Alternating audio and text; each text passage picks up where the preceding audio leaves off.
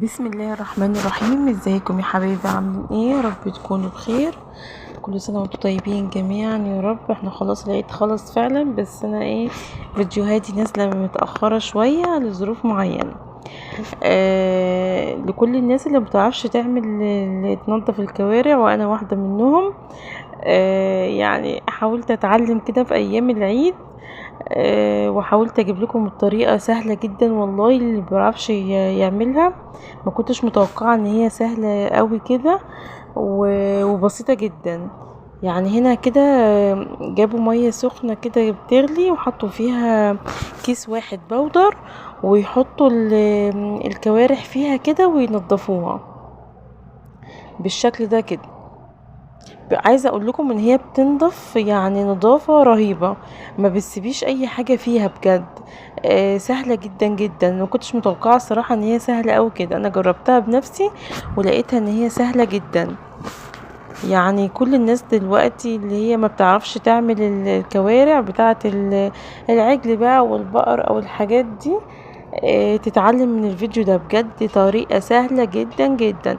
هي يعني هما يعني جبنا مية سخنة وحطينا فيها البودر وحطيناها، يعني كل واحدة كده دقيقتين كده بس، وتطلعيها وتعملي بقى بالسكينة بالشكل ده. في حاجات كتيرة جدا بنتوقع ان هي بتكون صعبة في عمايلها، بس بتطلع سهلة جدا. شايفين السهولة اللي بيطلع فيها ال الشعر اللي بيبقى في الكوارع؟ سهلة جدا جدا جدا. عايزة اقول لكم ان هي يعني الكمية كلها والاربع رجول كلها ما خدتش وقت خالص في تنظيفها.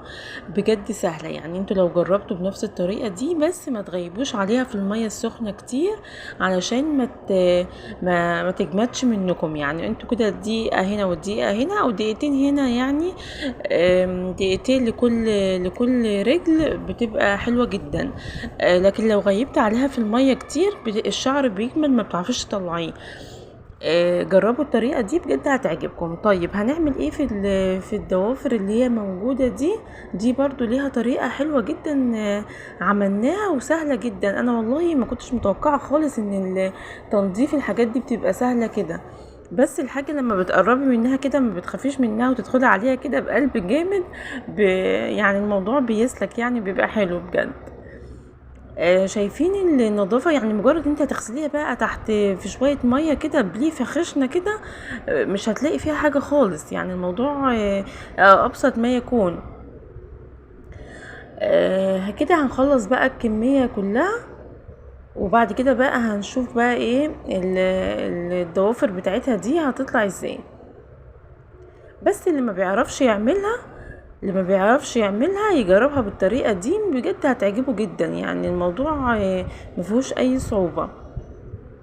في ناس كتيرة قوي بتدوخ في الموضوع دي وبتجيبها متنضفة. طبعا كده كده بنجيبها متنضفة من عند الجزار وكده، بس اللي هي بتبقى موجودة طبعا في العيد وكده. فايه ساعات في ناس بتسيبها لك من غير تنظيف وتمشي وبقى انتي بتعمليها.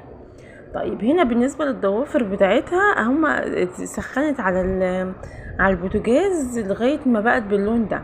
يعني المقطع هنا مش عارفة راح فين بصراحة، بس هنا حطيناها كتيرة قوي على الشعلة دي لغاية ما الضفر كده يعني اتحرق خالص. وبتشديها بالسكينة كده بيجي طالع بالشكل ده،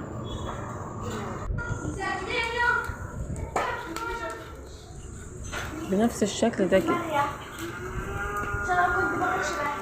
هو الموضوع سهل، يعني مفيهوش صعوبة ولا فيه اي حاجة.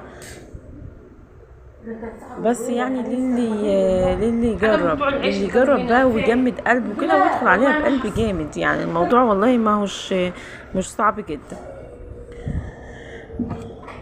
هنا بقى انا خدتها كده ودخلت على الحوض كده اما اشوف ايه الاخبار. لقيتها، شوفوا، بغسلها كده بالليفه براحه شمعة منوره بجد. الموضوع سهل جدا. يعني انا بالنسبه لي كنت مستصعباها جدا، وازاي هعمل حاجه زي كده، بس الموضوع طلع سهل جدا وما فيهوش اي صعوبه. شايفين بقت فله، ولا فيها شعر خالص، ما فيهاش شعر خالص، يعني شعريه واحده ما بتلاقيهاش فيها بعد التنظيفه دي. انا كنت سامعه وعارفه ان في ناس بتحرقها على النار وكده، بس طلع لا، الموضوع ده حلو جدا. الموضوع انت تسخني ميه وتحطي فيها يعني معلقه بقى بيكربونات صوديوم كبيره، او كيس بودر على الميه بالشكل ده كده. شايفين نضيفه ازاي؟ بالشكل ده عامل ازاي؟ بجد فله، يعني فله نضيفه جدا وسهله قوي، يعني سهله قوي فوق ما تتوقع. وكل سنه وانتم طيبين وبخير، ويا رب ينعاد علينا وعليكم الايام بخير يا رب، ونفضل نضحي كده يعني طول ما احنا عايشين باذن الله. والسلام عليكم ورحمه الله وبركاته.